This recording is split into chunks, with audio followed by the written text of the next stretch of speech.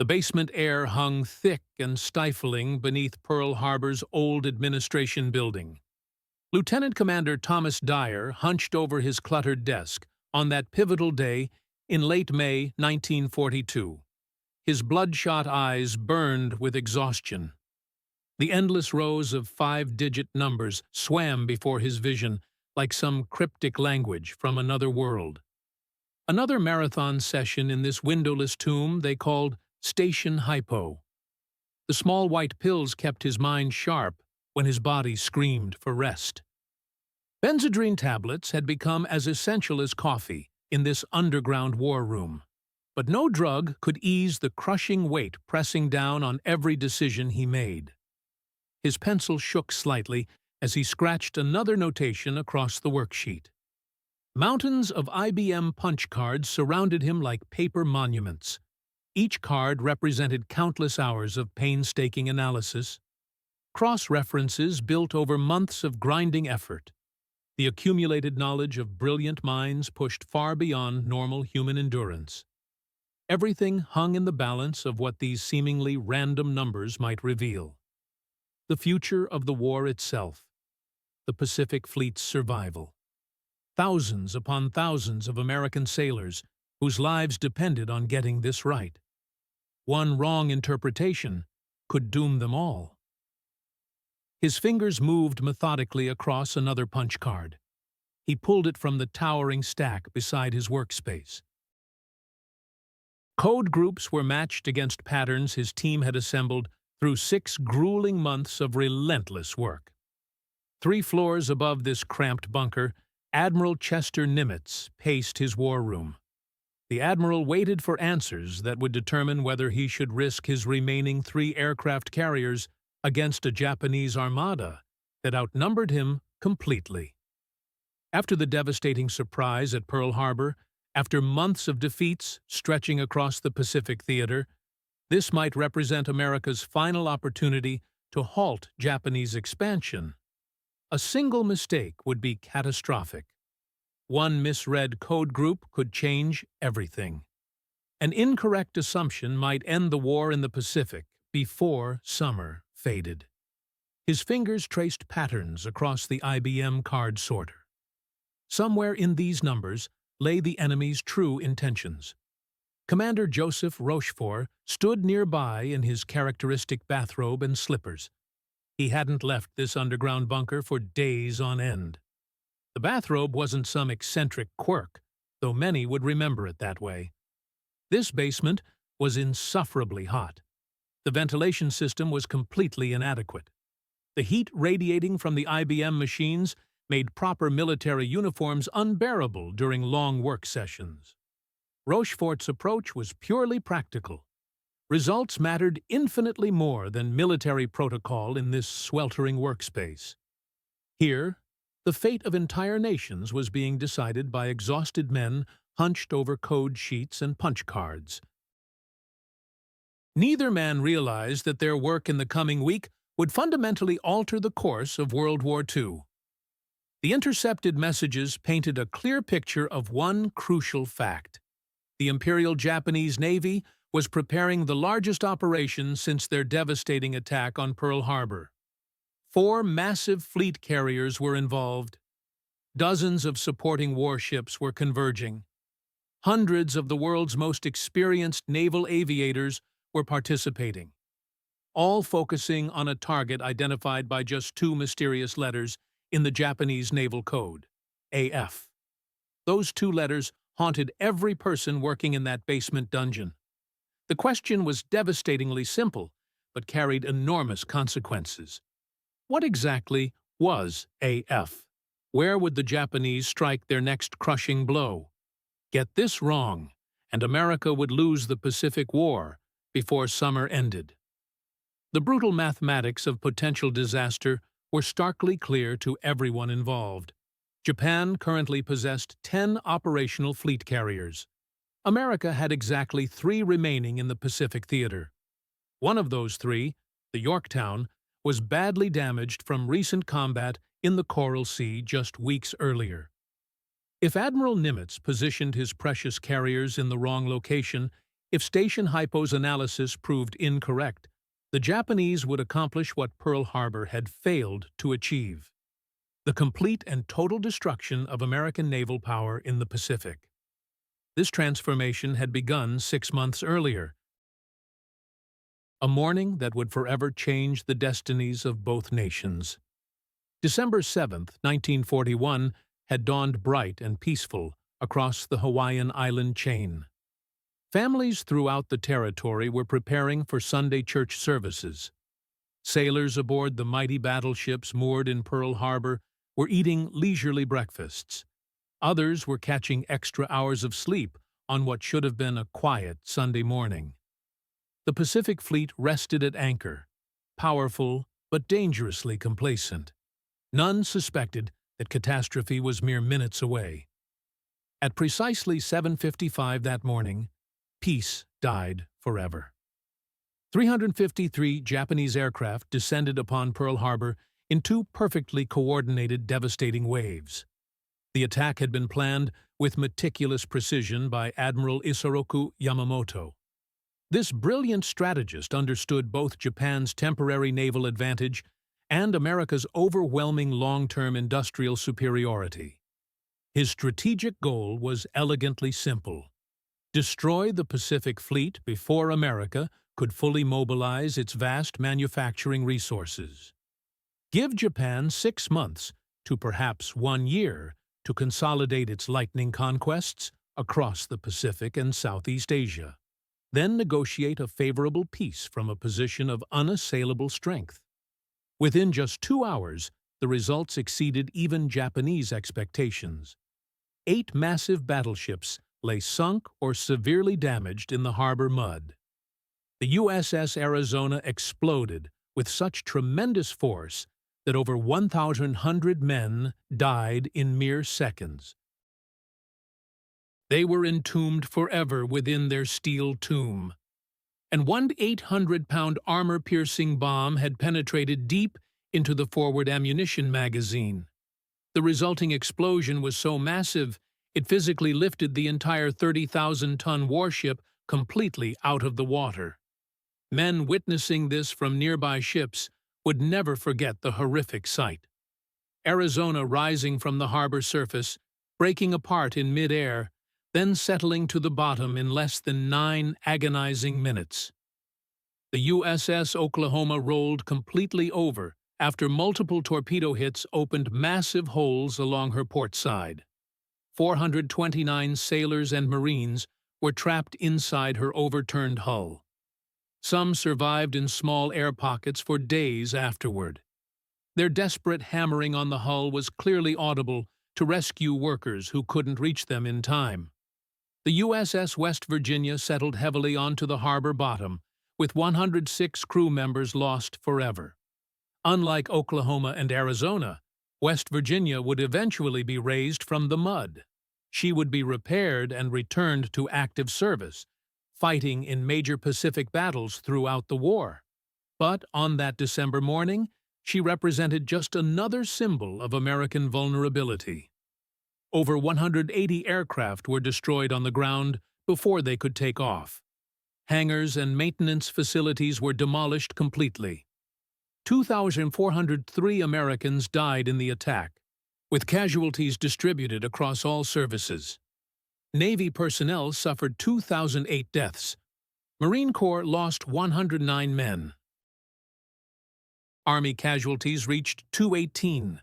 Even civilians weren't spared, with 68 killed. Another 1,000 wounded required medical treatment. The Pacific Fleet, America's primary shield against Japanese expansion across the Pacific, lay shattered and burning. Admiral Husband Kimmel, the Pacific Fleet commander, watched his entire command burn from his headquarters windows.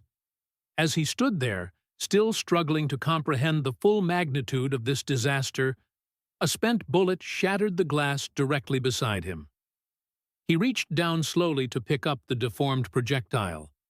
He examined it carefully for a long moment. Then he said quietly to an aide standing nearby that it would have been merciful if that bullet had killed him instantly.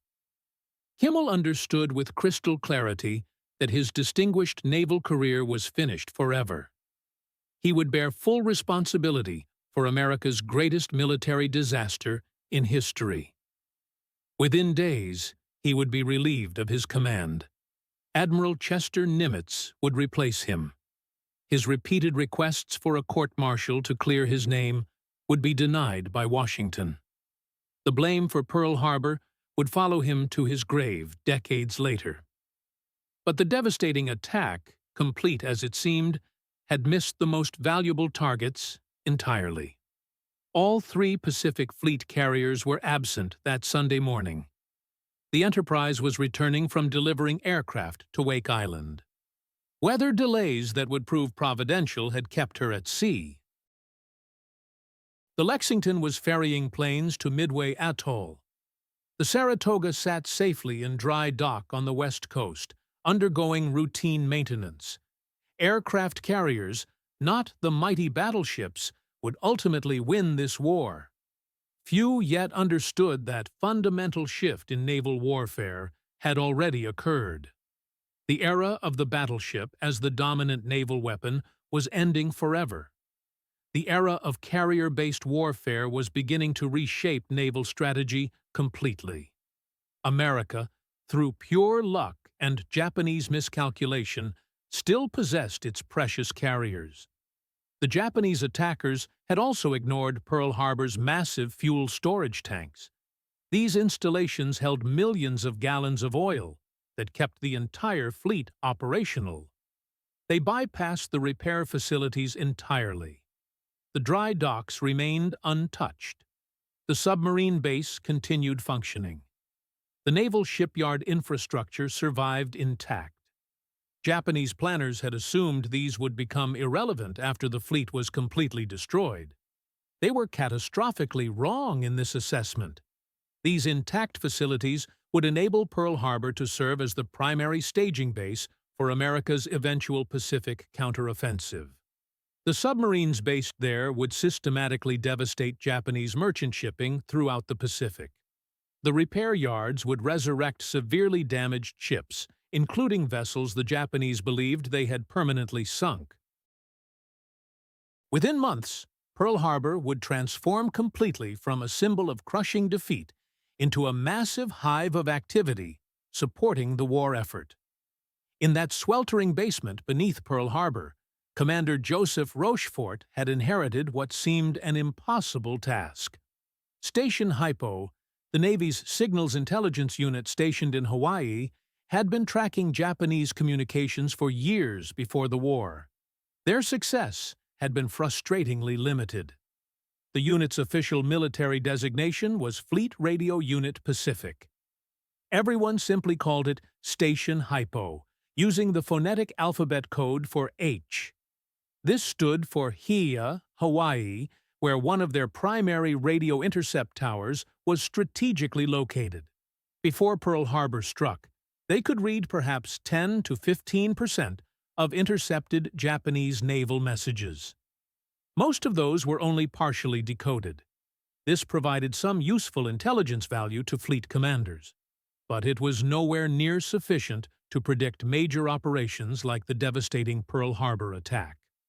The main Japanese operational code system, which American cryptanalysts had designated JN-25, consisted of approximately 30,000 to 33,000 different 5-digit number groups in regular use. Each group represented a specific word, phrase, or military concept.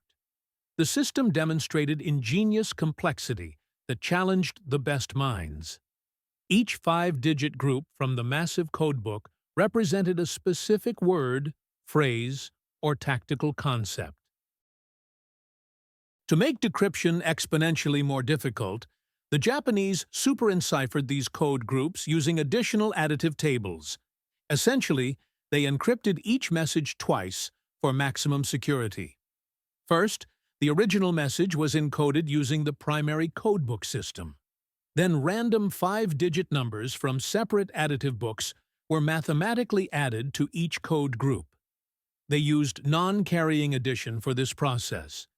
The final result appeared to be completely random numbers, resistant to frequency analysis and pattern recognition techniques. Breaking this intricate system required stripping off the additive layer through complex mathematical analysis, then determining the actual meaning of each five-digit code group through painstaking analysis of usage patterns across thousands of intercepted messages. The cryptanalysts first had to identify which specific additive table had been used for each individual message. They would subtract those additives to reveal the original code groups underneath. Then they had to figure out what each recovered code group actually meant in context. The Japanese changed both the primary code books and the additive tables on a regular schedule. This forced the cryptanalysts to start over repeatedly from the very beginning. The additive system used special books containing exactly 300 pages each.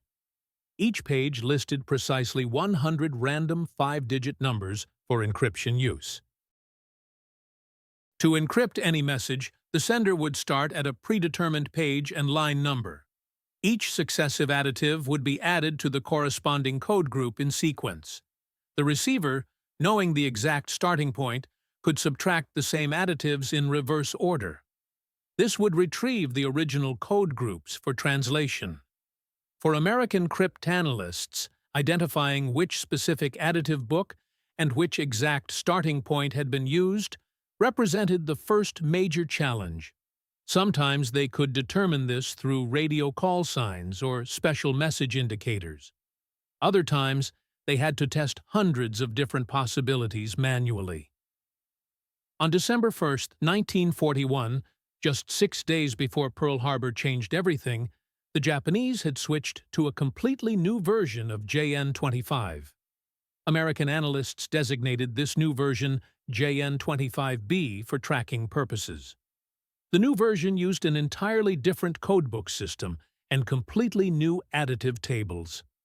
This forced the cryptanalysts to start over from absolutely nothing. Every single code group they had painstakingly identified over months of work became completely useless overnight. Every additive recovery technique they had carefully developed might no longer function properly. They were back at the very beginning, staring at endless streams of five-digit numbers. These might as well have been ancient hieroglyphics for all the sense they made. Rochefort had suspected an attack was coming somewhere in the Pacific. Traffic analysis, the careful study of communication patterns without reading actual message content, had shown dramatically increased Japanese naval activity across all frequencies. Radio call signs were changing much more frequently than normal. Message volume was spiking to unprecedented levels. Ships were clearly moving into new positions. Something extremely significant was definitely happening. But the Japanese strike force that attacked Pearl Harbor had maintained perfect radio silence throughout their entire voyage from Japan. The 6 fleet carriers and their numerous escorts had transmitted absolutely nothing during their approach.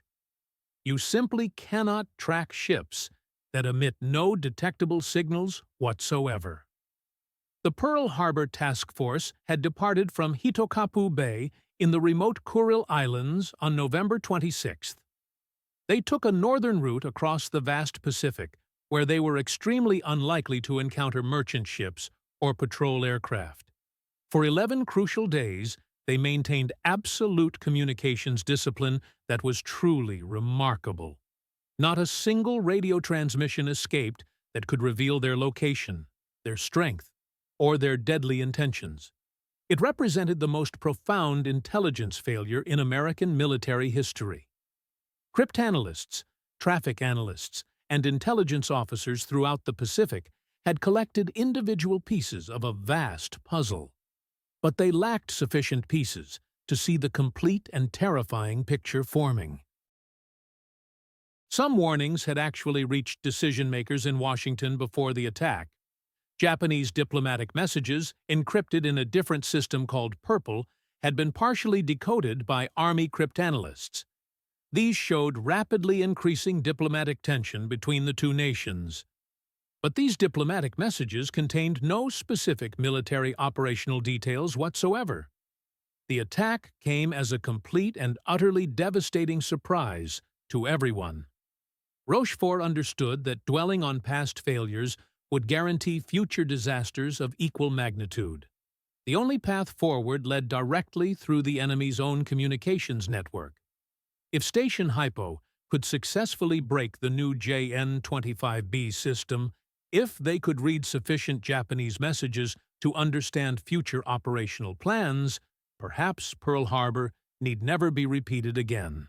Perhaps intelligence could provide Admiral Nimitz with the one crucial weapon that might offset Japan's current overwhelming superiority. Advanced knowledge of enemy intentions and timing could level the playing field dramatically. Joseph John Rochefort had been a most unlikely candidate for such critically important work. Born in Dayton, Ohio, on May 12, 1900, he had enlisted in the Navy in 1918 at age 17.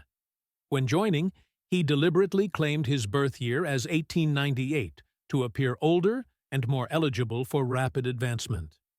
This falsification would persist in his official service records throughout his entire naval career.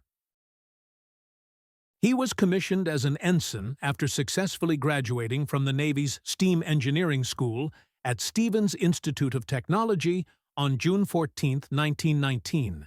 His early naval career suggested nothing particularly special or remarkable, just another young officer working his way steadily through the peacetime ranks. But a fellow officer noticed something that others had completely missed. Rochefort demonstrated unusual talent for solving complex crossword puzzles quickly. He excelled at auction bridge, an advanced card game requiring sophisticated pattern recognition, exceptional memory, and rapid logical deduction under pressure. These weren't trivial recreational skills by any measure. They indicated a mind capable of finding meaningful patterns within apparent complexity. A mind that could make logical inferences from incomplete or contradictory information. The observant officer recommended Rochefort for the Navy's specialized cryptanalysis program, a small field that desperately needed talented recruits. In the early 1920s, naval cryptanalysis consisted of perhaps a dozen dedicated people working in cramped, poorly funded offices. They were barely understood by the regular Navy, barely supported by Congress, trying to read the secret communications of potential adversaries around the world. Rochefort proved to be a natural talent at this demanding work. But he possessed something far beyond basic mathematical ability or pattern recognition. In the mid-1920s, the Navy sent him to Japan for 3 intensive years of language and cultural study, from 1929 to 1932.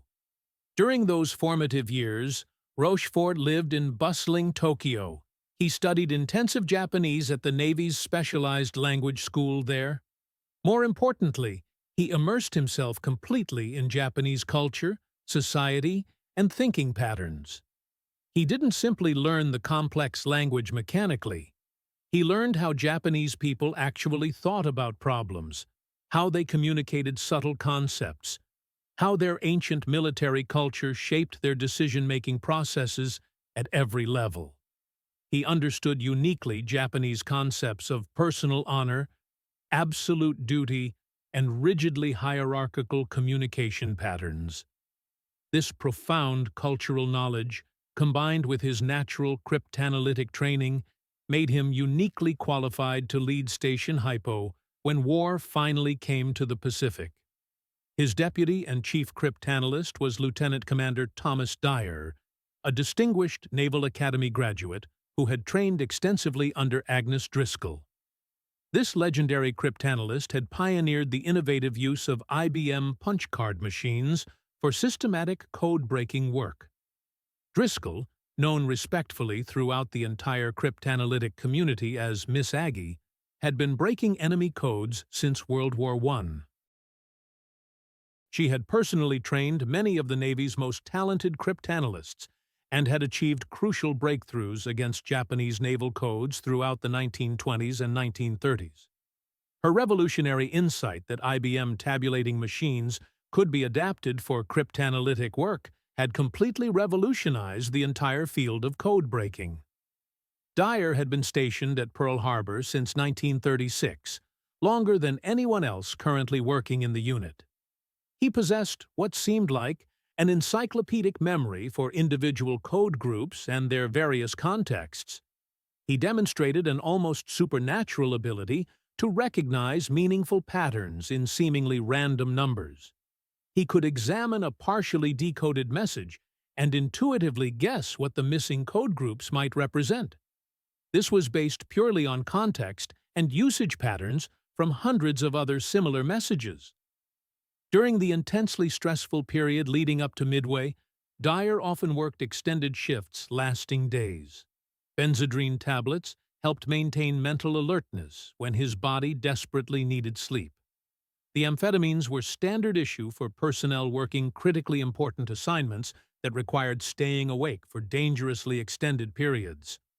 "I figured there were people out there getting shot at," Dyer later explained in detailed oral history interviews conducted years after the war. "If it should happen that it turned out to inflict some injury on my health in the long run, so what?" His colleagues joked that his desk sign was completely accurate when it read, "You don't have to be crazy to work here, but it helps." The sign, visible to anyone entering the cryptanalysis section, perfectly captured the reality of their unusual work environment. The cryptanalysis section was indeed a strange place by normal military standards. Officers routinely worked in bathrobes and slippers when the heat became unbearable in the inadequately ventilated basement facility. The IBM machines generated tremendous amounts of heat constantly. The basement's poor ventilation system made proper military uniforms completely impractical during marathon work sessions. Formal military discipline evaporated completely in favor of getting results. Individual rank mattered far less than pure analytical skill and insight. Rochefort deliberately fostered an environment where junior officers could freely question senior officers if the analysis demanded it. Credit for major breakthroughs went to the entire team rather than individual glory seekers.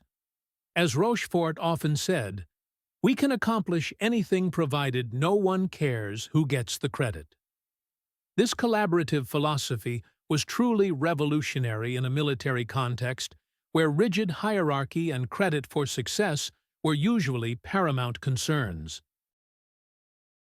But Rochefort understood that breaking JN-25 required unprecedented collaboration, constant cross-pollination of ideas, and the willingness to challenge any assumptions regardless of who had originally made them.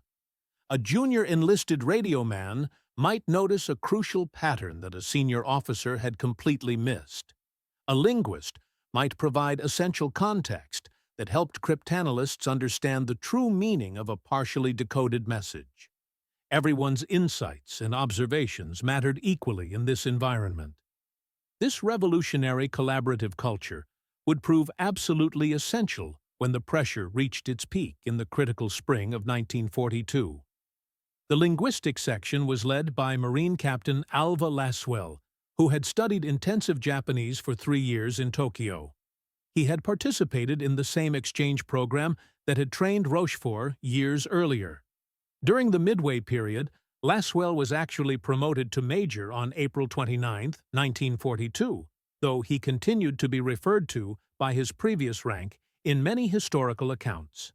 He worked closely with 5 other highly skilled linguists who represented the Navy's absolute best Japanese language specialists available. Their crucial job was to translate the portions of intercepted messages that the cryptanalysts could successfully decrypt. Then they worked directly with intelligence analysts to determine what these message fragments meant in the larger context of Japanese naval operations throughout the Pacific. A partially decoded message mentioning carriers, aircraft, and fuel supplies might indicate routine training exercises, or it might signal an impending major operation of unprecedented scale. The linguists provided the essential cultural and linguistic context that helped distinguish between routine communications and critically important intelligence. The traffic analysis section was led by Lieutenant Commander Thomas Huckins and John Williams. They focused exclusively on message externals rather than actual content. They tracked which radio stations were communicating with each other regularly. They monitored the volume of traffic between different units and commands. They analyzed priority designations and mapped the complex patterns of communication that might reveal operational plans, even when the actual messages remained completely encrypted. Traffic analysis could provide crucial warning of major operations days or weeks before cryptanalysts could read enough individual messages to understand specific details. A sudden increase in message traffic between carrier divisions and supply units might indicate an impending major sortie. Changes in standard radio call signs often preceded significant operations. The sudden radio silence of an entire carrier division could mean they were already underway for combat operations. This remarkably small team, working in a windowless basement with inadequate equipment and an overwhelming workload, would soon face the most important intelligence challenge in American history. The work itself was painfully slow and constantly frustrating. Each intercepted message arrived as a seemingly meaningless string of 5-digit number groups.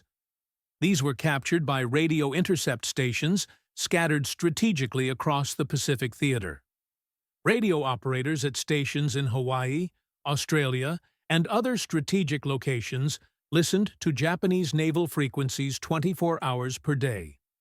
They transcribed every message they could clearly hear, regardless of whether it made any sense. These raw intercepts were immediately forwarded to Station Hypo for detailed analysis. First, the cryptanalysts had to strip off the additive encryption using complex mathematical analysis techniques. The Japanese used additive tables where they added another 5-digit number to each original code group, using non-carrying addition throughout. This meant that if an original code group was 12345 and the additive was 67890, the final encrypted result would be 79135. Each digit was added separately, without carrying to the next position. Decryption required identifying which specific additive table had been used for each individual message. Then, they had to subtract the correct additive to reveal the original code group underneath. This painstaking process alone could take many hours for a single intercepted message. The cryptanalysts maintained massive files of recovered additives, carefully organized by date and radio circuit. They searched constantly for patterns in how the Japanese used their various additive tables. Once they had successfully recovered the original code groups, the real analytical work began in earnest. The cryptanalysts maintained enormous card catalogs representing years of accumulated knowledge about what each 5-digit number might possibly mean. They made educated guesses based on context and frequency. They compared how specific code groups appeared in different types of messages, building slowly and carefully toward certainty. A code group that appeared frequently in messages between carrier divisions might mean aircraft or aviation gasoline or flight operations. One that appeared regularly in logistics messages might mean fuel or supplies or ammunition. The IBM punch card machines helped them search through thousands of stored messages to find meaningful patterns. They could compare usage contexts, identify code groups that appeared together frequently, and build complex networks of meaning. But the actual analysis still required human intelligence, intuition, and often brilliant guesses. The machines could sort and search efficiently, but only human analysts could interpret the results meaningfully. They had to make intuitive leaps and recognize significant patterns in the chaos of partially decoded messages. It was detective work of the highest possible order, requiring mathematical precision, linguistic knowledge, cultural understanding, and creative thinking. By March 1942, Station Hypo had made sufficient progress against JN-25 that they could provide genuinely useful intelligence about Japanese operations to fleet commanders. The breakthrough hadn't come from a single dramatic moment of inspiration. Instead, it resulted from months of grinding, methodical work. Each recovered code group made subsequent messages slightly more readable. Each identified additive pattern made stripping the encryption slightly faster and more reliable. Gradually, painfully, the opacity of Japanese communications began to yield to persistent effort. They had contributed valuable intelligence to the Battle of the Coral Sea in early May, helping the U.S. Navy locate Japanese carrier forces and achieve a tactical draw that permanently halted Japan's advance toward Australia. Coral Sea was significant for multiple strategic reasons. It was the first naval battle in history where the opposing ships never came within sight of each other. All combat was conducted entirely by carrier-based aircraft. It demonstrated conclusively that American carriers and pilots could fight effectively against the highly experienced Japanese carrier forces. Most importantly, it damaged two Japanese carriers, Shokaku and Zuikaku, keeping them out of action for the next major operation. But the cryptanalytic work remained frustratingly incomplete despite these successes. Even at their absolute best performance, they could read perhaps 30 to 40% of any given intercepted message. Many messages remained completely opaque to analysis. The Japanese continued changing codebooks and additives regularly, requiring constant adaptation and starting over. The weight of expectation crushed down on every person in the cryptanalysis center. Each decoded fragment carried the potential to save countless American lives. Every moment spent wrestling with an unproductive message meant precious time lost. Time that could determine whether American sailors lived or died. These men worked under crushing psychological pressure. They understood the mathematics of war. Success meant American victories. Failure translated directly into body counts. The responsibility was almost unbearable. Then something changed in mid-May. The intercepted traffic began shifting. Message volume exploded across multiple Japanese communication networks. Radio waves crackled with unprecedented activity. Signals poured in from combined fleet headquarters. Carrier divisions flooded the airwaves with encrypted communications. Submarine squadrons transmitted constantly. Battleship divisions coordinated through coded messages. Invasion forces exchanged detailed operational instructions. All this traffic pointed toward one conclusion. Something massive was coming. A major offensive operation scheduled for early June. The sheer volume of communications revealed the scale of Japanese preparations. Japanese operational security remained tight, but complex military operations demand coordination. Dozens of ships operating across thousands of square miles of Pacific Ocean require constant communication. Even the most security-conscious Navy cannot coordinate such operations in complete silence. Every intercepted message added another piece to an enormous puzzle. Each partially readable fragment revealed new details. The target location appeared repeatedly in Japanese communications. They designated it with the code letters AF. Station Hypo believed they had identified AF. The letters represented Midway Island. This tiny atoll sat 1,300 miles northwest of Hawaii. Despite its small size, Midway housed a strategically crucial American airbase. Midway itself consisted of just two small islands. Sand Island and Eastern Island sat surrounded by coral reefs. The entire atoll measured barely 2 miles across. But location made it invaluable. Japanese capture of Midway would threaten Hawaii directly. The base would provide Japan with a platform to disrupt American communications throughout the Central Pacific. More importantly, a midway operation would force America's surviving carriers into decisive combat. Admiral Yamamoto desperately wanted to destroy those carriers. He understood industrial mathematics. Japan's shipbuilding capacity could never match American production once American yards began mass-producing carriers. Time worked against Japan.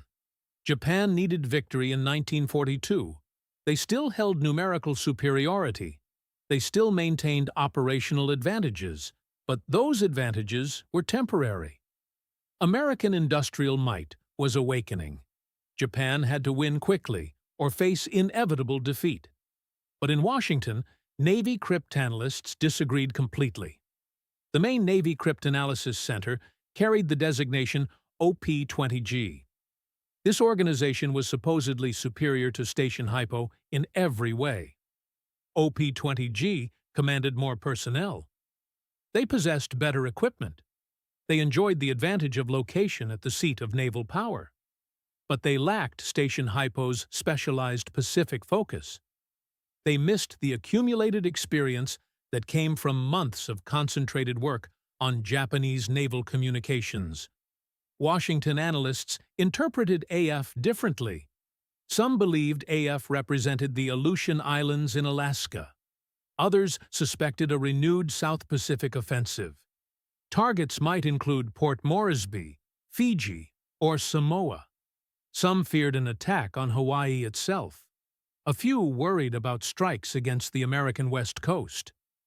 Without certainty about the target, Admiral Nimitz faced an impossible strategic problem. He could not position his forces effectively. If he concentrated carriers near Midway and Japan attacked elsewhere, he would lose both his ships and the actual Japanese target. The disagreement intensified through late May. Internal politics complicated the analytical dispute. OP-20G had undergone recent reorganization. Leadership changes had altered the entire organization's character. Lawrence Safford had been replaced. Safford was brilliant. His colleagues called him the father of Navy cryptology. His replacement was Commander John Redman. Redman came from communications, not cryptanalysis. His experience was in entirely different fields. Redman possessed competence in his previous assignments. But as one assessment noted, he was untrained in cryptanalysis. He brought a communications officer's mindset to analytical work. He emphasized proper procedures and chain of command. Analytical insights took second priority. The bureaucratic battle extended beyond target identification. This was a struggle for control of naval intelligence. Station Hypo reported directly to Nimitz's intelligence officer. Lieutenant Commander Edwin Layton received their analysis immediately. Layton and the Station Hypo team leader had history together. They were friends from years studying Japanese in Tokyo, from 1929 to 1932. This personal connection created direct communication that worked brilliantly within the Pacific theater. Intelligence reached commanders without bureaucratic delays. Information flowed directly to the people who needed it most. But this arrangement infuriated Washington's command structure. Station Hypo was bypassing established protocol. They provided intelligence directly to fleet commanders instead of routing everything through official channels. They circumvented OP-20G validation procedures. From Washington's perspective, this violated proper procedure and undermined central intelligence control. From Station Hypo's perspective, war could not wait for bureaucracy. Admiral Nimitz needed intelligence immediately. He could not afford delays while multiple levels of command in Washington reviewed, second-guessed, and processed critical information. Admiral Ernest King commanded the entire United States Navy as Chief of Naval Operations. King was brilliant, but difficult. His abrasive personality was legendary. His insistence on proper procedure was absolute. He trusted his Washington staff more than informal arrangements in Hawaii. King disliked the Station Hypo team leader intensely. He viewed him as insubordinate and overly confident. Commander John Redmond shared King's resentment. Redmond insisted that all intelligence analysis should be centralized in Washington, where it could be properly controlled and coordinated. This disagreement was not merely about bureaucratic territory. Lives hung in the balance. American lives. If Nimitz positioned his 3 carriers near Midway and Japan attacked somewhere else, disaster would follow. He would lose both his ships and whatever target Japan actually struck. America possessed only 3 operational carriers. Japan's carrier fleet was larger and more experienced. America could not afford to be wrong even once. The Pacific Fleet could not sustain another Pearl Harbor-level catastrophe. If those 3 carriers were sunk, nothing would stand between Japan and Hawaii. A few submarines and some land-based aircraft would provide the only defense. The West Coast would become vulnerable. America's entire Pacific position would collapse completely. Everything depended on determining what AF meant. The solution came from Captain Wilfred J. Holmes. Holmes was one of Station Hypo's staff members. His background was in submarines, but he had been assigned to intelligence work. Holmes possessed the practical mindset of an operational officer. He combined this with an analytical mind perfectly suited for intelligence problems. His idea was brilliant in its simplicity. Holmes suggested that Midway send an unencoded message.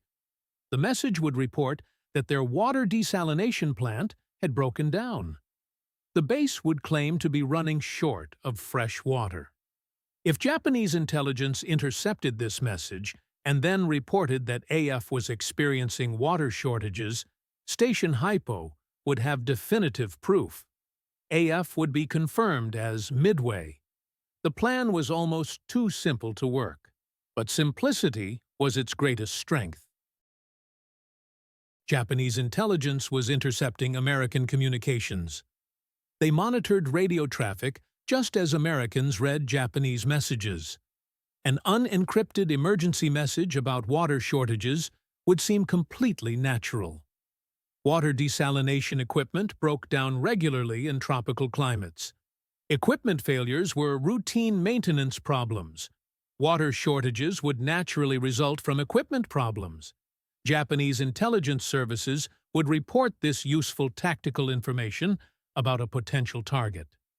The Station Hypo team leader immediately recognized the brilliance of Holmes's idea.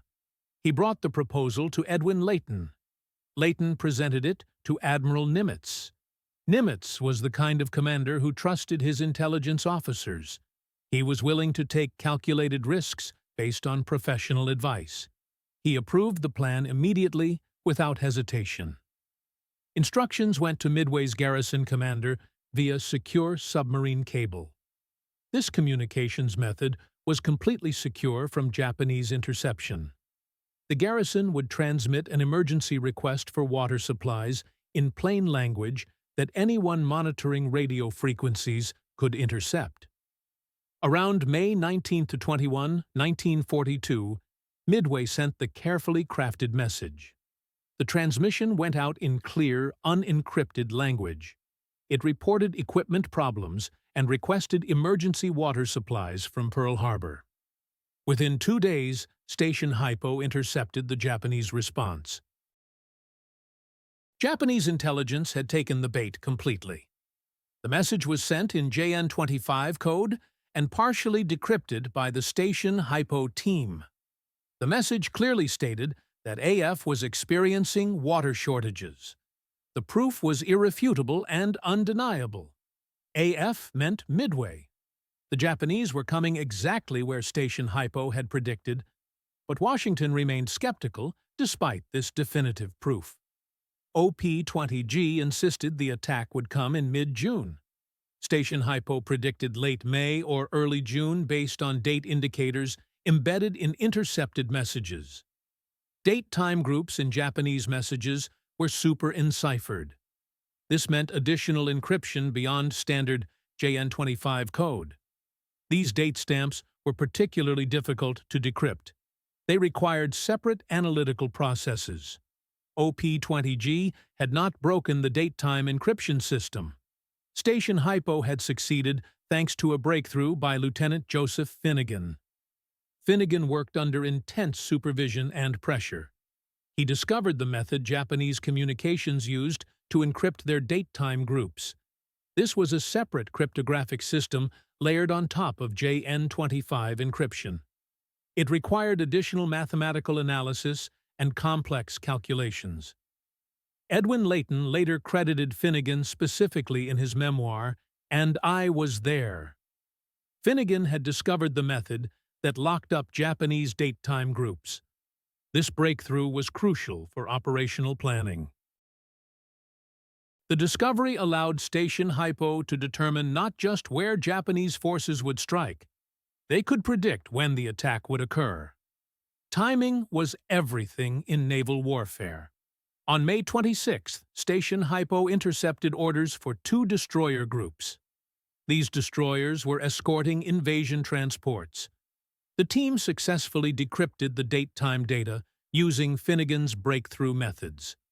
The orders specified attack dates with remarkable precision.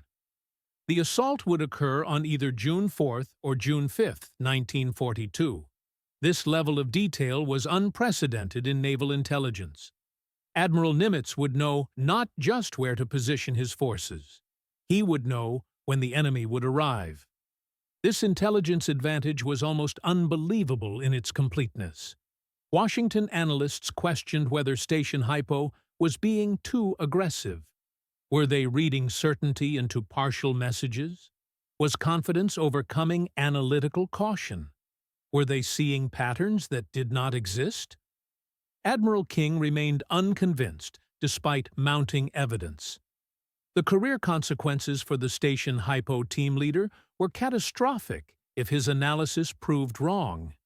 He would be blamed for misleading the Pacific Fleet commander. He would be responsible for risking America's last carriers on faulty intelligence.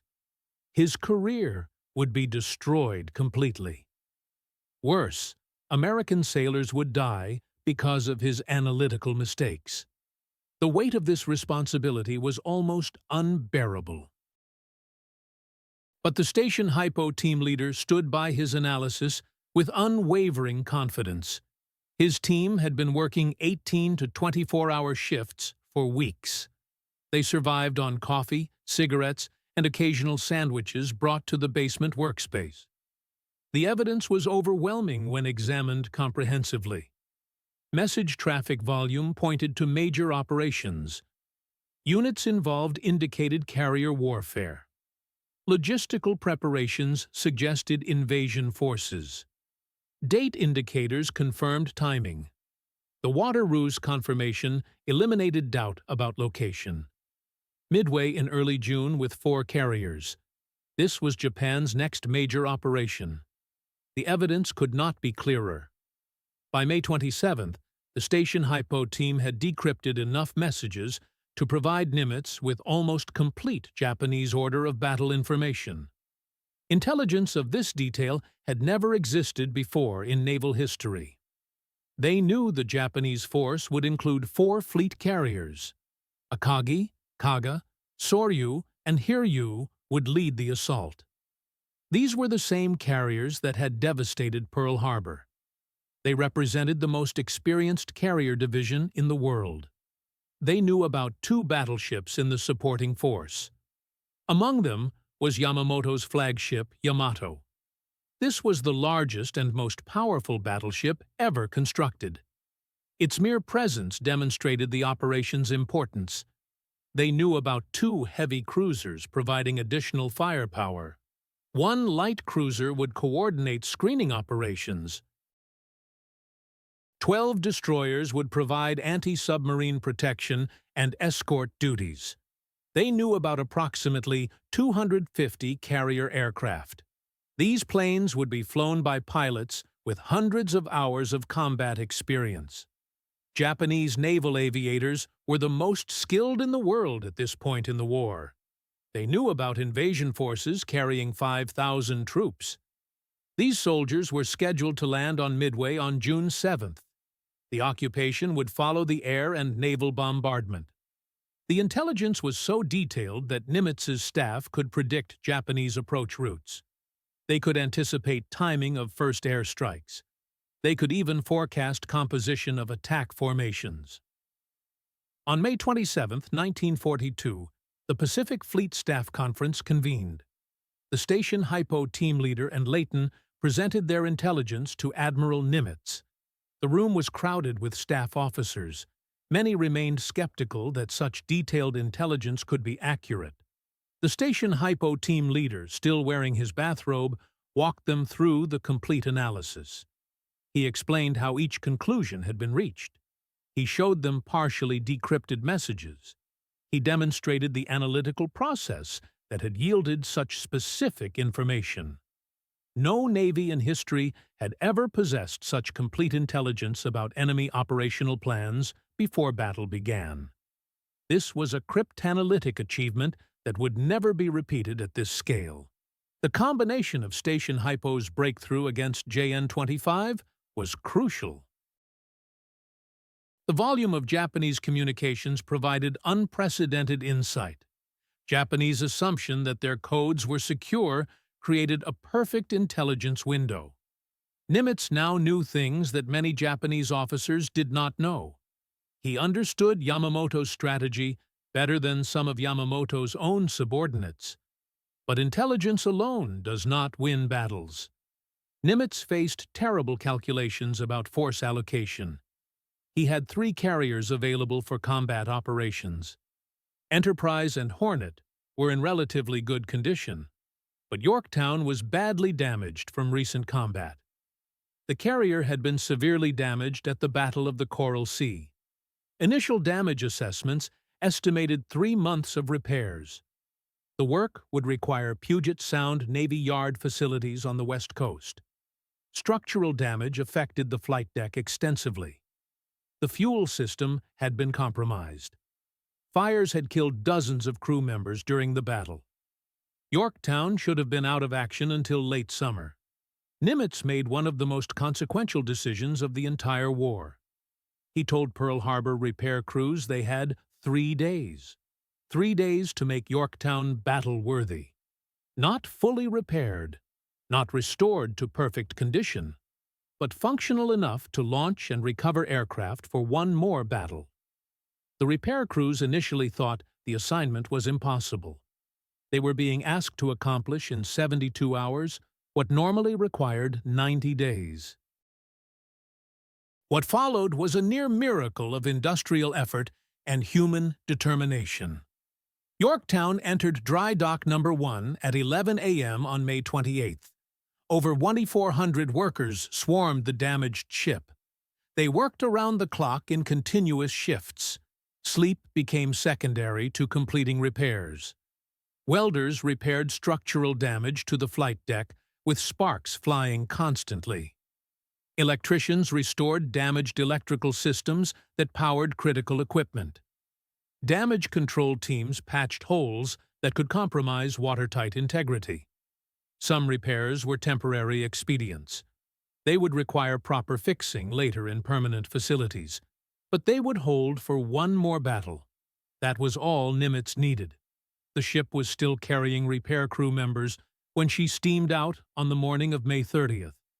She headed to join Enterprise and Hornet at the designated rendezvous point.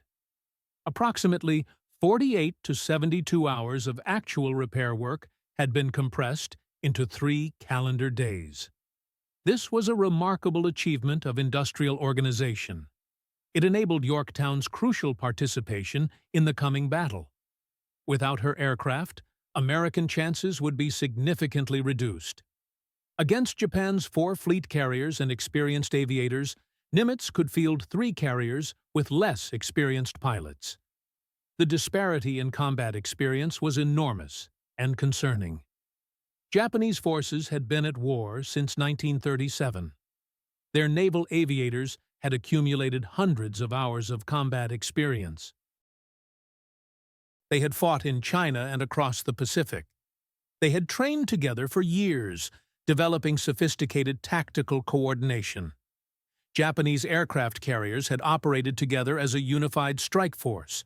They had achieved perfect coordination through constant practice. Their procedures were refined through actual combat experience. American carrier doctrine was still evolving rapidly. Many American pilots had never seen actual combat. Some had only basic training in carrier operations. The learning curve was steep and unforgiving. The numerical disparity was daunting in every category of comparison. But Nimitz possessed the ultimate advantage that Station Hypo had provided: perfect intelligence about enemy intentions and capabilities. He positioned his carriers at a location they codenamed Point Luck. This position was 350 miles northeast of Midway. From here, they could ambush Japanese carriers after the first strike on Midway's airfields. The Japanese remained confident that they had achieved complete surprise. They expected to attack an undefended island. Their plan called for bombing Midway's facilities, recovering their aircraft, rearming them with different weapons, and then hunting for American carriers. Japanese intelligence had assured them that American carriers were still at Pearl Harbor. At minimum, they were several days away from the battle area. The possibility of encountering immediate American carrier opposition never occurred to Japanese planning. Admiral Chuichi Nagumo commanded the Japanese carrier strike force. He believed he would have hours to conduct operations before encountering any American naval opposition. His operational plan called for bombing Midway into submission first. Then he would spend the afternoon searching for American ships. If any ships were nearby at all, which seemed unlikely based on intelligence reports. The possibility that 3 American carriers were already positioned northeast of Midway never entered his calculations. The idea that they were waiting in ambush was inconceivable. Japanese naval intelligence had provided categorical assurances. Yorktown was supposedly sunk at Coral Sea, according to intelligence reports. Enterprise and Hornet were supposedly thousands of miles away from Midway. No American carriers could possibly be near Midway when Japanese forces arrived. Nimitz's gamble was almost incomprehensible in its boldness. If Station Hypo was wrong about location, timing, or Japanese force composition, the Pacific Fleet would be annihilated. Hawaii would become defenseless against Japanese invasion. If Washington's analysis was correct, and the attack came elsewhere, Nimitz would lose both his carriers and whatever target Japan actually struck. If the intelligence was accurate, but the battle went badly, America would lose its last 3 carriers. The war in the Pacific would be lost completely. Nimitz was staking everything on intercepted message analysis. Everything depended on the work performed by a small group of exhausted men working in a basement with primitive equipment. Everything relied on the accuracy of code group identifications. Everything hinged on correct interpretation of partially decoded messages. Everything required synthesis of fragments into coherent operational pictures. Station Hypo had provided Nimitz with intelligence of unprecedented quality and detail. Now American sailors and aviators would have to execute the battle that this intelligence had made possible. On June 3, 1942, Navy patrol planes spotted the Japanese fleet approaching Midway. They approached from the northwest, exactly where Station Hypo had predicted they would appear. PBY Catalina flying boats operated at the extreme limit of their operational range. They found the invasion transport group first. Then, they located the carriers. Each sighting report confirmed Station Hypo's detailed analysis. Location matched predictions perfectly. Timing was exactly as forecasted. Force composition aligned with intelligence estimates. Nimitz's gamble was validated completely. The trap was set and ready. Intelligence had provided perfect positioning for the coming battle. At dawn on June 4th, Japanese aircraft launched from 4 carriers. They headed directly for Midway Island. 108 aircraft comprised the first strike wave. 36 Aichi D-3A dive bombers carried high-explosive bombs. 36 Nakajima B-5N torpedo bombers were armed with high-explosive bombs for land targets. 36 Mitsubishi A-6M-0 fighters provided escort protection. American radar on Midway detected the incoming formation at 93 miles distance. The time was 5:45 a.m. Defenders scrambled every available aircraft to intercept the massive formation. The Japanese strike devastated Midway's facilities with surgical precision. Fuel tanks exploded in massive fireballs. Hangars collapsed under bomb impacts. The command post was destroyed completely. American fighters attempted interception, but were completely overwhelmed by Zero escorts. Marine Corps pilots flew obsolete F-2A Buffalo fighters. They suffered terrible casualties against superior Japanese aircraft and pilots. Ground-based anti-aircraft fire damaged some Japanese aircraft, but the attack achieved most of its primary objectives. Midway's defensive capabilities were severely degraded. The Japanese formation commander examined the bombing results carefully. He radioed back that a second strike would be necessary. Midway's runways were damaged, but remained operational. Some defending aircraft had survived the initial assault. The base was not completely suppressed, as required, but the first real shock came when American aircraft from Midway attacked the Japanese carriers. Marine Corps dive bombers struck without success. Army Air Force B-17 bombers attacked at high altitude, achieving no hits. Navy torpedo bombers suffered heavy casualties. These attacks failed to damage Japanese ships significantly, but they forced the Japanese to keep their combat air patrol fighters engaged in defensive operations. They disrupted Japanese offensive coordination. They demonstrated that American forces possessed more capability and determination than Japanese intelligence had suggested. Admiral Chuichi Nagamo faced a critical tactical decision. His aircraft were returning from the Midway strike. They were low on fuel and needed to land immediately on carrier decks. The post-strike assessment suggested that a second attack on Midway would be necessary. Complete suppression of the base required additional bombing. Following standard doctrine, he ordered his reserve aircraft rearmed with land attack bombs. Ordnance crews began the complex process of changing weapon loads. They removed armor-piercing bombs and torpedoes from aircraft spotted on hangar decks. They replaced anti-ship weapons with high-explosive bombs designed specifically for land targets. Then, at 7:28 a.m., everything changed completely. A Japanese scout plane reported sighting 10 American surface ships to the northeast. The scout had been launched late, due to a catapult malfunction. The initial report did not specify ship types clearly, but the presence of any American ships in the area was completely unexpected. Japanese intelligence had assured Nagamo that no American naval forces were anywhere near Midway. Nagumo suddenly faced the terrifying possibility of American carriers in the immediate area. Something he had been categorically assured was impossible. Yorktown was supposedly sunk at Coral Sea. Enterprise and Hornet were supposedly nowhere near Midway. Nagumo immediately halted the rearming process. He ordered his aircraft switched back to anti-ship weapons immediately. Torpedoes and armor-piercing bombs were needed for naval combat. Ordnance crews reversed course completely. They removed the land attack bombs they had just finished loading. They brought up anti-ship weapons from ammunition magazines below deck. The flight decks and hangars of all 4 Japanese carriers became scenes of controlled chaos. Bombs that had just been mounted on aircraft were hastily removed. They were sent back below deck for storage. Torpedoes were brought up from magazines and attached to aircraft. Fuel lines remained connected to planes during the entire rearming process.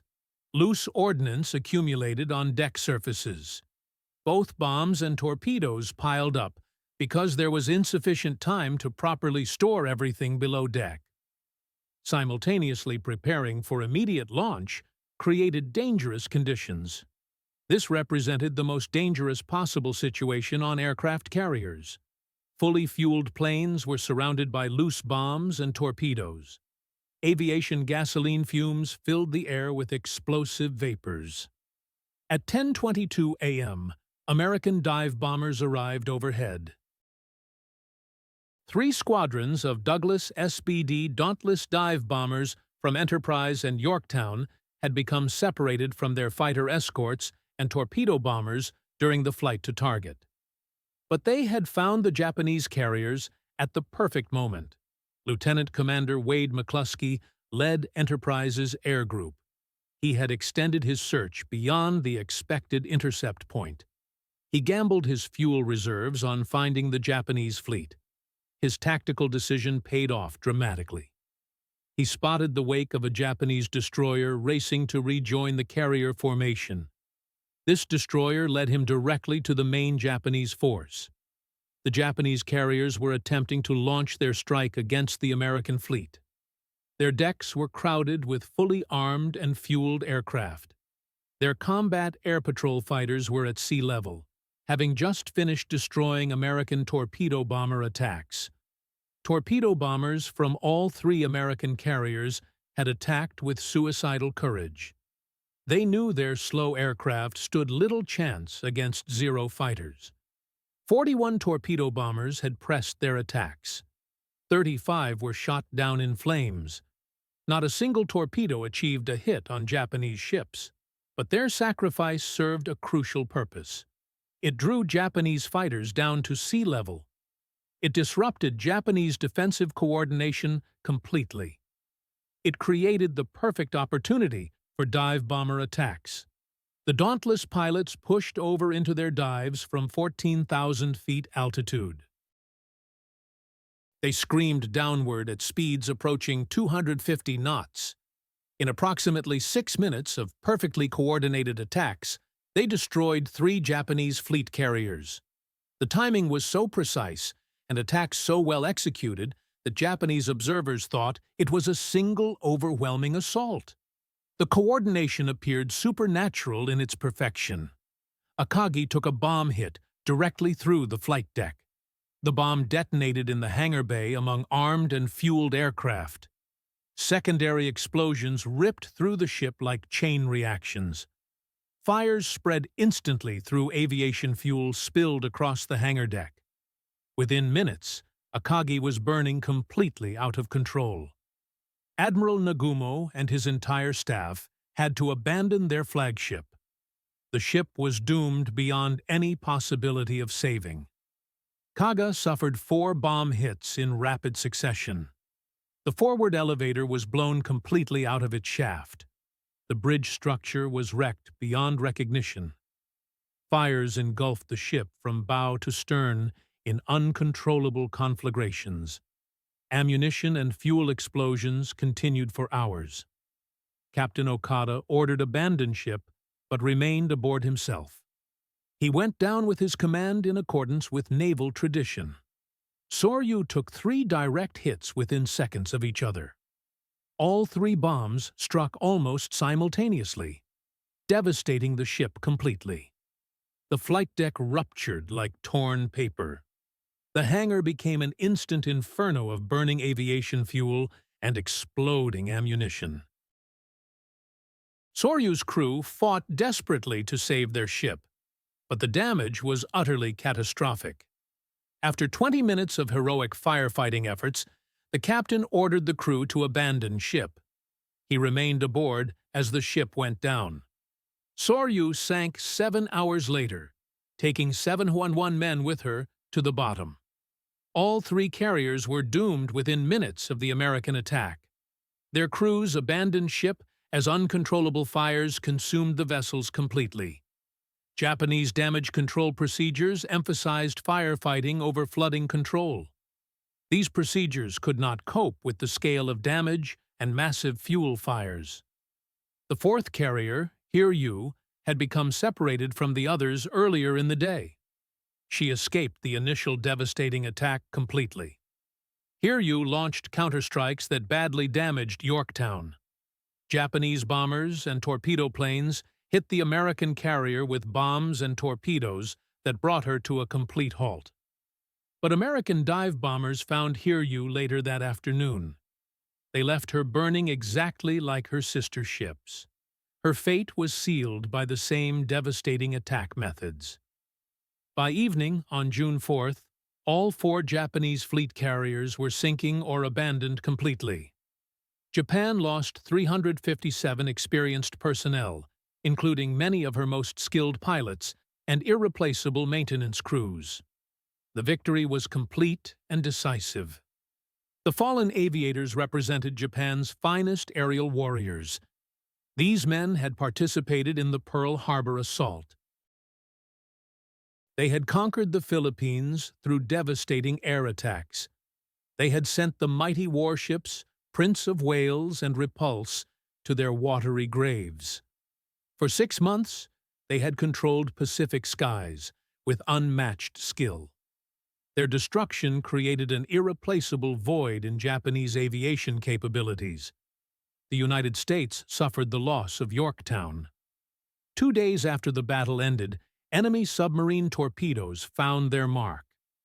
The damaged carrier was under tow when disaster struck. The submarine 168 discovered the vulnerable vessel on June 6th. 2 deadly torpedoes pierced Yorktown's hull. A third torpedo found the destroyer Hammond positioned alongside the carrier. The warship rolled over slowly. On June 7th, she disappeared beneath Pacific waters. American casualties reached 362 men. 6 minutes of dive-bombing precision had altered everything. The Pacific War transformed completely in those brief moments. The change proved total and permanent. Japan had entered the conflict possessing overwhelming carrier superiority. Midway stripped away 4 of her 6 fleet carriers. Japanese shipyards lacked the capacity to replace these losses. American industrial production dwarfed Japanese manufacturing capabilities. Dozens of new American carriers approached completion. The massive industrial base of the United States was preparing to launch them. Essex-class carriers were already taking shape in American shipyards. Each vessel exceeded the size and capabilities of the carriers destroyed at Midway. Japan would never again launch offensive operations.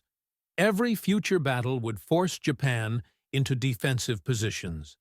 She would fight to retain territories already conquered. American industrial mathematics would grind down Japanese resistance slowly, but inevitably. The transformation that signals intelligence had enabled would determine the entire Pacific conflict. Everything had originated with 5-digit number groups processed on punch cards. The basement facility in Hawaii had started the chain of events. The timing of the dive bomber assault was crucial. American aircraft arrived precisely when Japanese carriers were most vulnerable. Luck played a role in this timing. Understanding enemy operational procedures also contributed significantly. Predicting when Japanese forces would be rearming aircraft required deep knowledge of their methods. None of this intelligence would have existed without the breakthrough against JN-25. The brutal analytical work of the Signals Intelligence Team made prediction possible. They had learned to read Japanese intentions with remarkable accuracy. Recognition for this achievement would prove difficult to obtain. Political complications surrounded any acknowledgement of success. The bureaucratic conflict between Station Hypo and OP-20G in Washington grew worse after Midway. Both organizations demanded credit for the victory. Washington insisted their analysis had contributed to success. Station Hypo maintained their work had been decisive in achieving victory. The disagreement became intensely personal and bitter.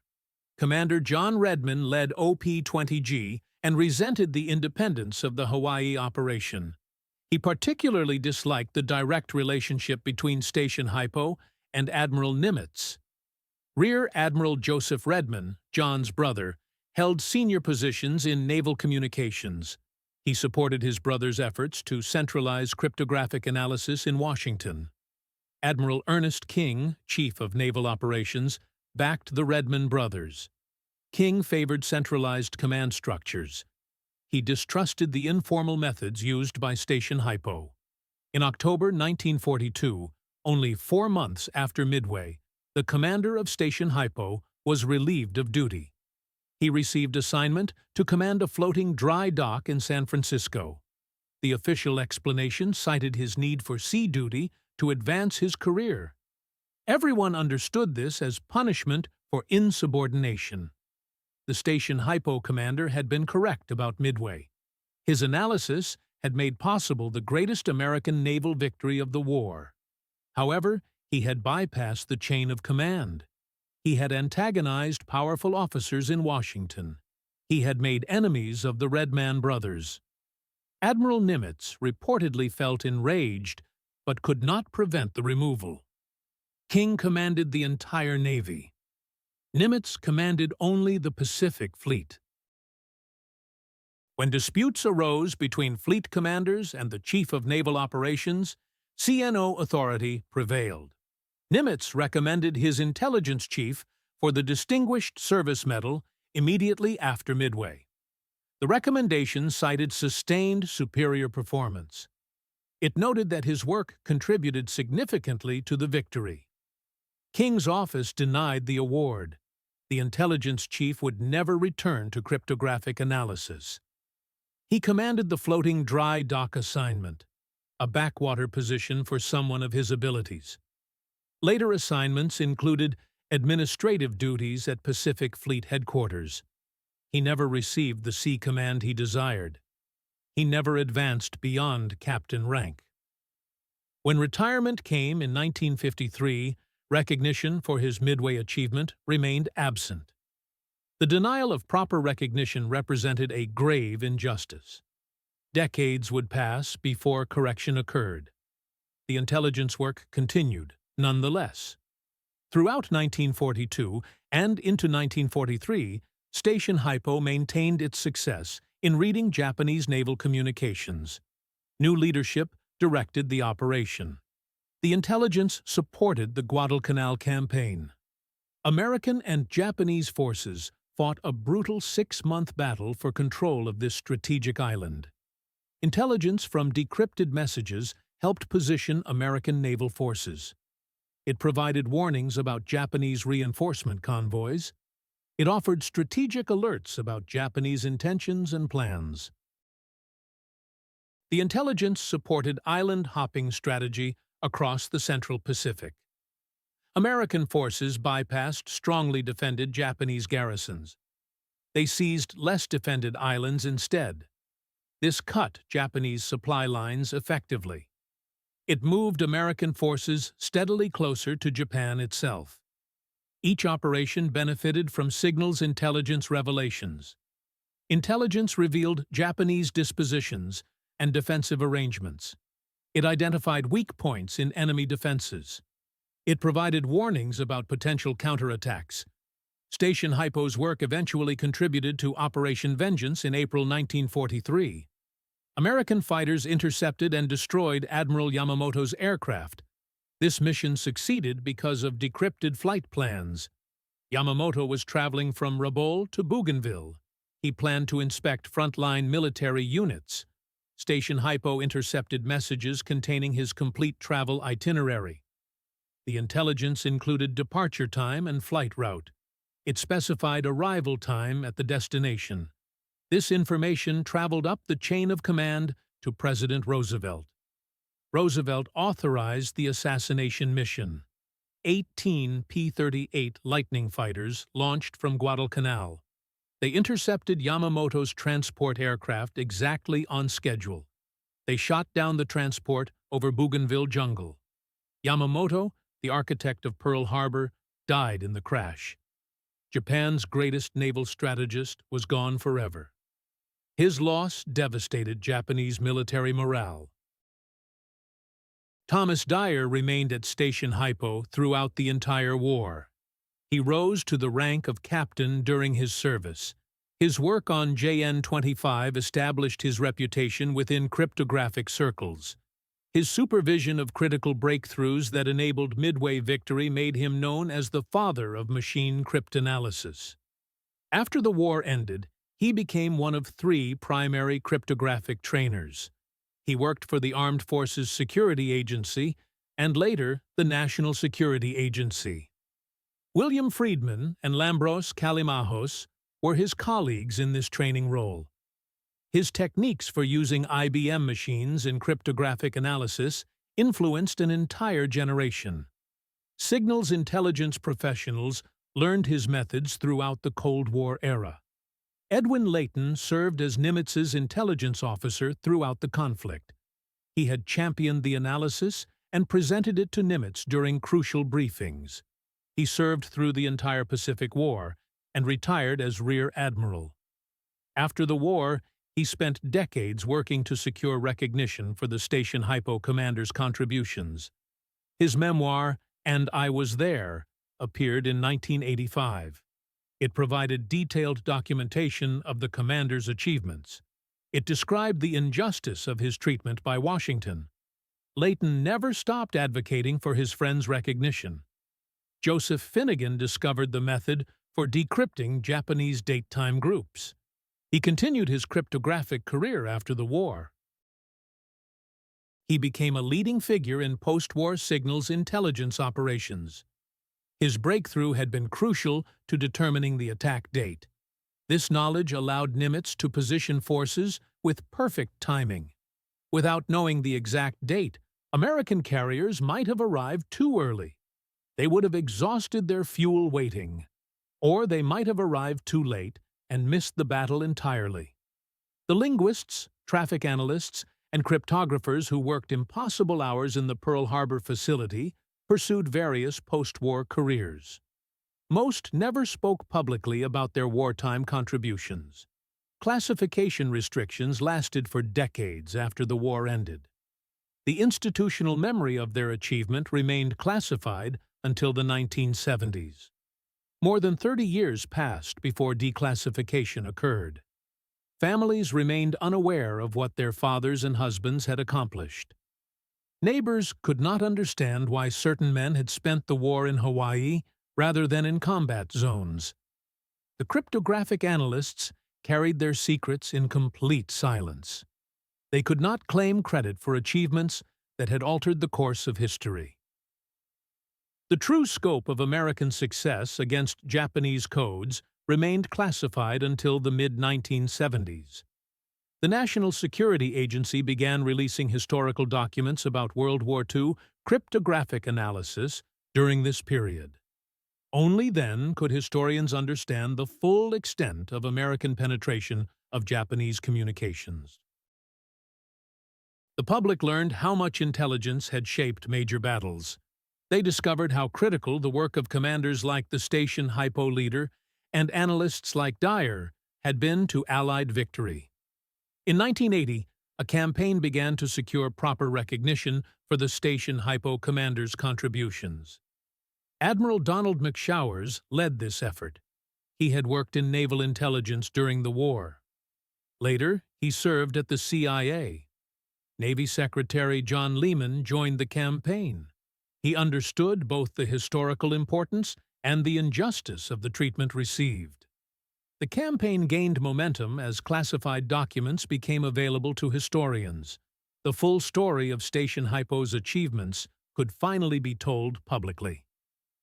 On May 30, 1986, almost exactly 44 years after the Battle of Midway, President Ronald Reagan awarded the Distinguished Service Medal posthumously to Joseph Rochefort.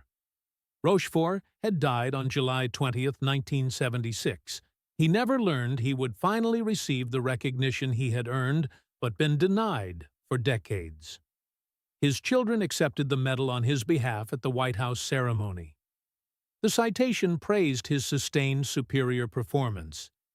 It noted that his intelligence work contributed significantly to the victory of United States forces at Midway.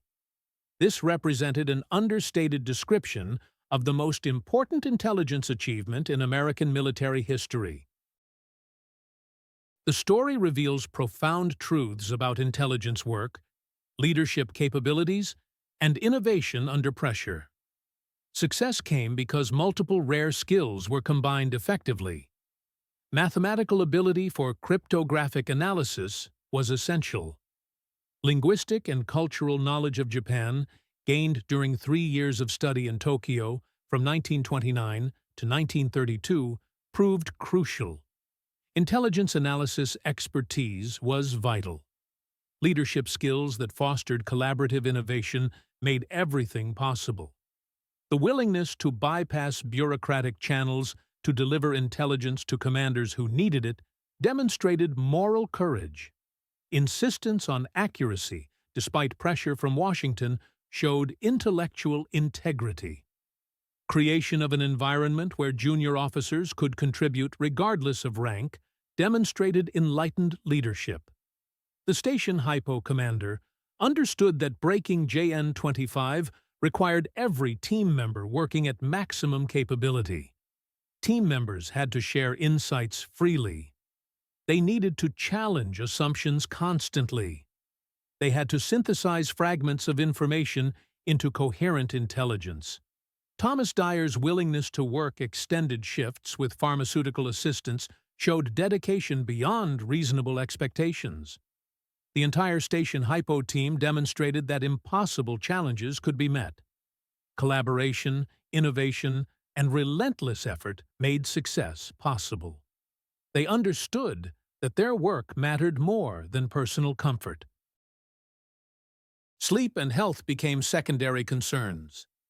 The men defending Midway depended on Station Hypo's intelligence accuracy. Pilots flying into combat trusted their analysis. Sailors manning battle stations relied on their assessments. The technical achievement was extraordinary in scope. Breaking JN-25 required more than mathematical skill. Intuition played a crucial role. Pattern recognition was essential. The ability to think like the enemy proved vital. IBM punch card machines helped with sorting and searching operations. However, actual breakthroughs came from human intelligence. Creativity applied to seemingly impossible problems produced results. The scale of the task overwhelmed normal human capabilities. Approximately 30,000 to 33,000 code groups were in active use. Each intercepted message presented millions of potential meanings. Finding correct interpretations required years of accumulated knowledge. Brilliant guesses had to be validated through comparison with other messages. Partial information had to be synthesized into actionable intelligence. Modern computers did not exist during this period. No automated analysis tools were available. Machine learning algorithms had not been invented. Pencils and paper were the primary tools. Punch cards provided some mechanical assistance. Human minds worked at the absolute limits of their capabilities. The cryptographic analysts worked knowing every hour counted. The next intercepted message might contain intelligence that could save thousands of lives.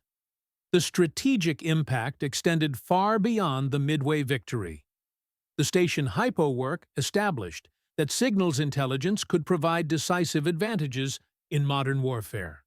It demonstrated that investing in cryptographic analysis yielded results that changed history's course. This occurred even when the work seemed impossibly difficult. It showed military commanders that trusting intelligence analysts and acting on their assessments could lead to otherwise impossible victories. This was true even when assessments contradicted conventional military wisdom. The transformation of the Pacific War that began at Midway created effects that shaped the world for decades. Japan's defeat led to American occupation. This transformed Japan into a democratic ally. Pacific island chains became key positions in the Cold War. Carrier aviation tactics developed during the Pacific War dominated naval warfare for 8 decades. Cryptographic analysis techniques pioneered at Station Hypo evolved into the massive signals intelligence infrastructure of the National Security Agency. Lessons learned from breaking JN-25 influenced American approaches to signals intelligence throughout the Cold War and beyond. Integration of cryptographic analysis, traffic analysis, and operational intelligence became standard practice. The use of IBM machines and later computers for cryptographic analysis revolutionized the entire field. Understanding that signals intelligence required cultural knowledge and operational expertise shaped recruitment and training practices. Intelligence agencies changed how they selected and prepared personnel. In 1985, a reunion brought together surviving members of Station Hypo and other Pacific War cryptographic analysts. Men in their 60s and 70s gathered to remember their younger selves. They recalled working impossible hours in that basement facility. They remembered racing against time to provide any possible advantage to their forces. They shared stories of the dive bomber attack that destroyed 3 carriers in minutes. They recalled the water shortage that proved AF meant Midway. They remembered extended shifts fueled by coffee and Benzedrine. They talked about their commander working in his bathrobe because Hawaiian heat made uniforms unbearable. Some wept remembering colleagues who had not survived the war. Others marveled at what they had accomplished with such primitive tools. All understood they had participated in something remarkable. Their work had mattered in ways that shaped human history. The reunion provided the first opportunity for many participants to speak openly about wartime experiences. They could share stories that classification had kept secret for 4 decades. Edwin Layton, then in his 80s, spoke about what the team had achieved. He recalled the commander's certainty when presenting intelligence to Nimitz on May 27, 1942. This occurred at the Pacific Fleet Staff Conference. The way the commander had staked his career on the analysis required moral courage. It took tremendous will to insist on an answer when Washington disagreed. Layton remembered May 27, 1942, when the commander had finally told Nimitz exactly where and when the Japanese would strike. The precision of that intelligence had been stunning. American carriers had been positioned exactly where they needed to be. The Japanese had sailed directly into a perfectly prepared ambush. None of this would have happened without men who refused to accept that the problem was too difficult. They kept working when every reasonable person would have given up. They believed that intelligence and analysis could change history's course. The reunion concluded with a statement that captured the essence of Station Hypo's accomplishment. One surviving cryptographic analyst stood and voiced what many were thinking. His words summarized not just individual experiences, but the larger meaning of their achievement. We came to this war as mathematicians, linguists, engineers. We were men who solved puzzles for intellectual satisfaction. We left as people who had changed the course of history. Not through violence or destruction, but through understanding. Not through superior force, but through superior intelligence. We read the enemy's mind with mathematical precision. In doing so, we saved thousands of American lives. We shortened a terrible war that could have lasted years longer. Some of us received recognition for our contributions. Many others did not receive acknowledgement. Joseph Rochefort gave his entire career to do what was right, rather than what was politically safe. Thomas Dyer worked until physical exhaustion during extended shifts fueled by Benzedrine stimulants.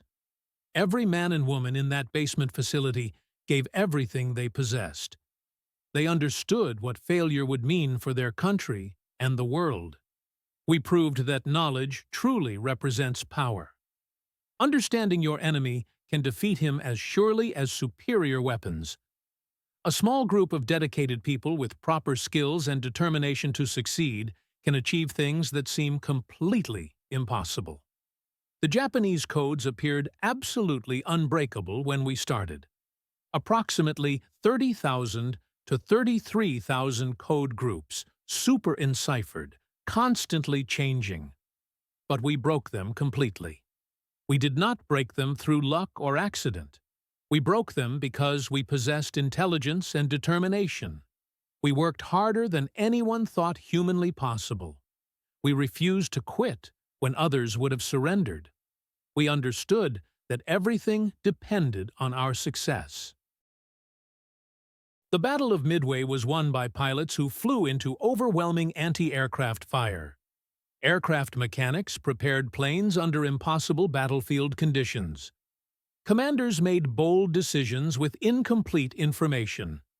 Sailors fought damage control when their ships were sinking and listing. But victory was made possible by intelligence work.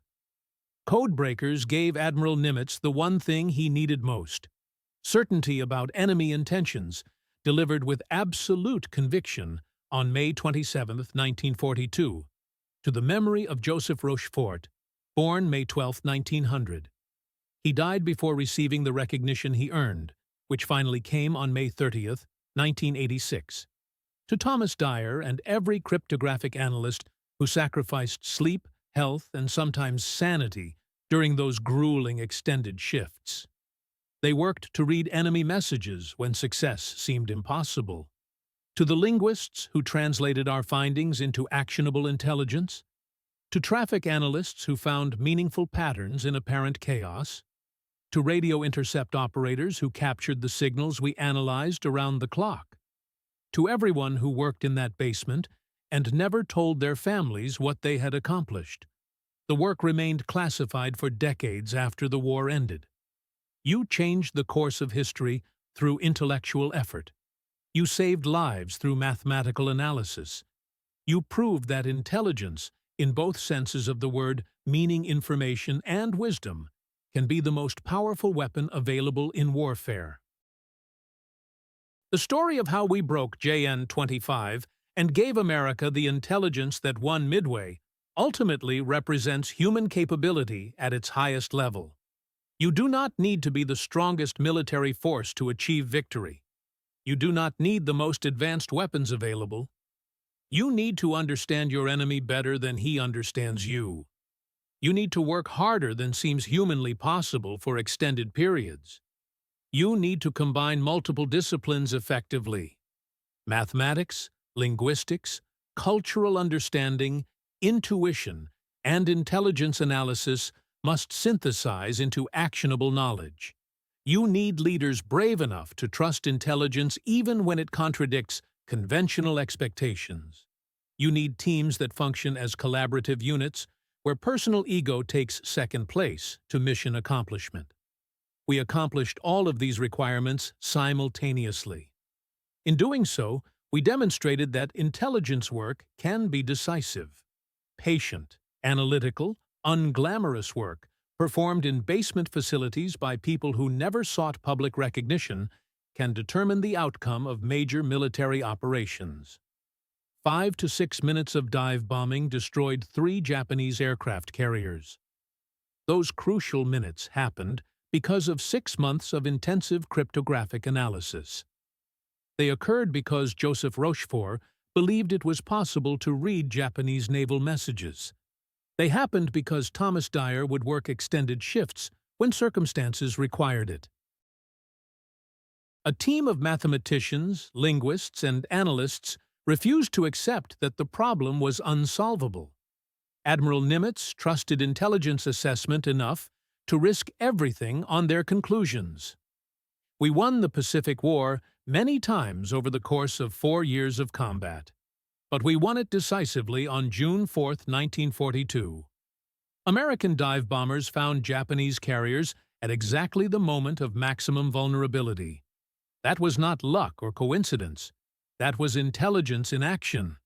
That represents what happens when you invest in understanding your enemy completely, when you refuse to quit despite seemingly impossible obstacles, when you create teams of brilliant people and provide them with resources and freedom to accomplish their work. The lesson of Midway is simple but profound in its implications. Knowledge truly represents power in its purest form. Understanding leads directly to victory. Intelligence, in every sense of that word, can change the world when properly applied. We proved this principle under the most demanding circumstances possible. In proving it, we helped save civilization from tyranny and oppression. The room erupted in sustained applause. Men who had maintained complete silence about their wartime contributions for 4 decades finally heard acknowledgement. They had never been able to tell their families what they had accomplished during the war. They had watched others receive recognition while they remained anonymous. The acknowledgement they deserved had finally arrived. The transformation from anonymous cryptographic analysts to recognized heroes required 40 years. However, the achievement itself possessed timeless significance. The Battle of Midway was won in multiple locations simultaneously. On flight decks of American carriers, pilots launched into combat against overwhelming odds. In cockpits of dive bombers, young men pushed into steep dives through intense anti-aircraft fire. Damage control parties on Yorktown fought desperately to save their ship. Command decisions made by Admiral Nimitz and his carrier commanders proved crucial. But victory was made possible in a basement facility at Pearl Harbor. A small group of cryptographic analysts, linguists, and intelligence specialists transformed the impossible into the inevitable.